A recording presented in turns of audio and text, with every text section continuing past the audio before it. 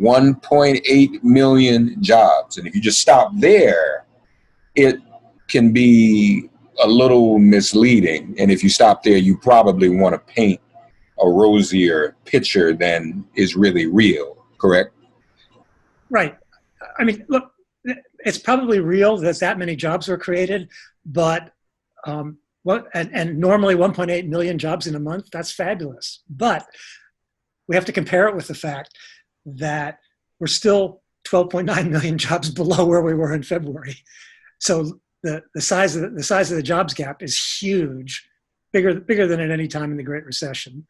And so, yeah, we've gotten a little bit closer, but any magical thinking that we're zooming towards recovery is misplaced. When last we talked, we speculated that that big number was because of all of these reopenings. But then we also speculated that sooner than this month, I guess, that number would probably shrink as a result of people having to close back up again.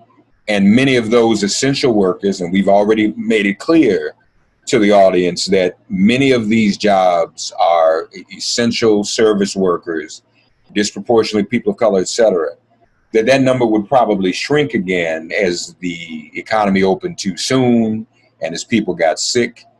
How right were we in that speculation?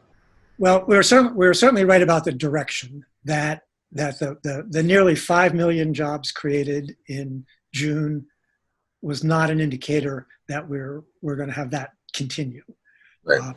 We weren't sure what was going to happen with the July numbers, because the June number had been a period when things were opening up, and by the time we were talking, things were starting to shut down, and we thought that in July things might shut down more. Well, they did to a degree. They did to a degree, but there were those 1.8 million jobs created. So that's a little more than we were expecting. But the fact that it was substantially lower than what happened in June was definitely on target. And so I think it's fair to say that the recovery is slowing, but it's not going backwards yet. Can't say for sure. I think we said it last time.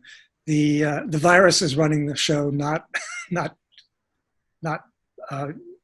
people. People are not running the show.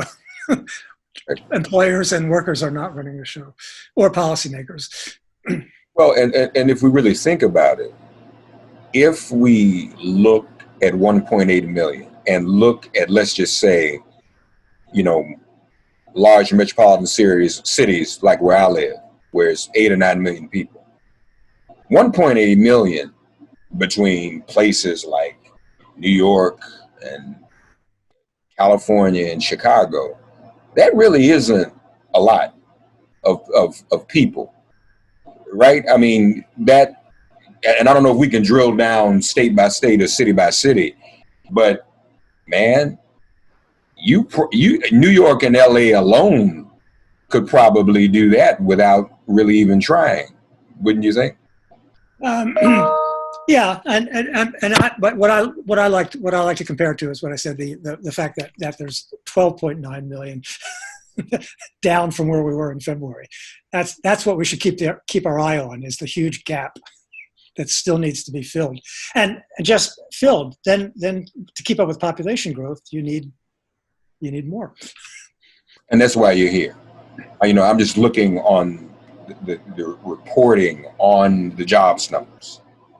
And your tweets are the only ones that say that literally say we had 12.9.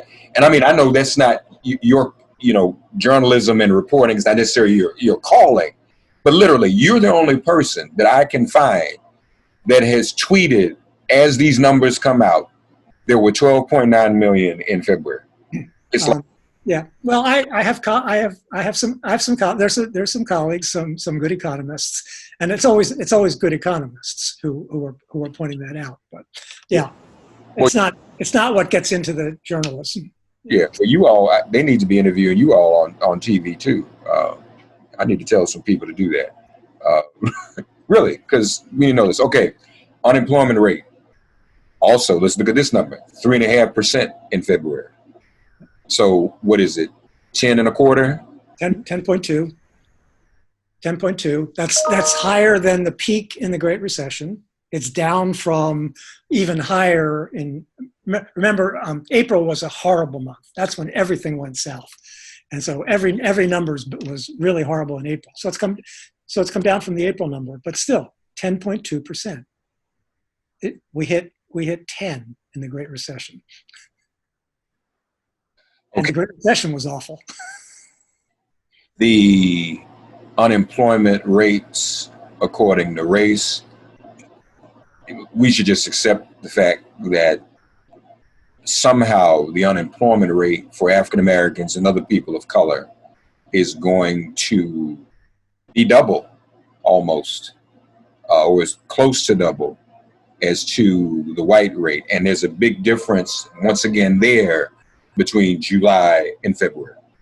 Yeah, and the doubling is a historical average, and right now I think it's not doubled. It's 1.5 or something like that. But when the black unemployment rate is, let me check it. When the black unemployment rate is 14.6%, the fact that it's not double the white rate is meaningless.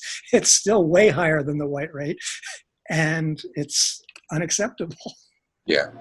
And you've also been writing about that recently. You've written a couple of pieces about, and then done some historical analysis on that, how not only is it double, so you get hit hard on the front end if you're black, but then the recovery, whenever there's a chance for recovery, it's always slow motion, right?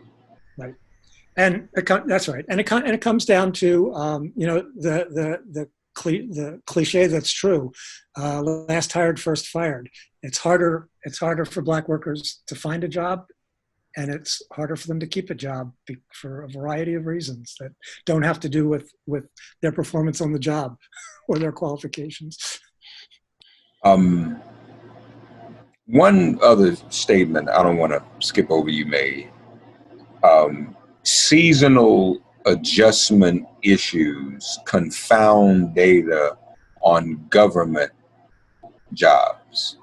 What did you mean by that? Yeah, so that's an issue that has to do with the state and local government figures. State and local governments have been hit really hard. They've lost lots of jobs. They face tremendous revenue losses because of income going down, and because they have balanced budget requirements, they're forced to find ways to meet those balanced budget requirements, and so they cut services, and that's bad for the economy. So July, normally, we've talked about seasonal adjustment around Christmas time a lot, but in July, normally it's a month when there's a hit to job growth from the fact that teachers and school employees are being laid off for the summer as the school year shuts down. Happens every year, and the government statisticians handle that problem with what's called seasonal adjustment, which is they smooth out the fluctuations of the excess of the normal jump in hiring around Christmas time and the normal decline around July, school closing time. So they smooth that out so that in normal times you can identify more underlying trends in what's going on. Well, with the COVID situation, of course, schools were shutting down long before July in many cases, going virtual with kids and things like that, and so maintenance workers were being laid off, and some teachers were being laid off, and as a result, the hit that comes in July came earlier. But the data are such that there's an add-on to the actual number of jobs created in July that happens every year to account for the normal. I probably have my signs backwards, but in any case,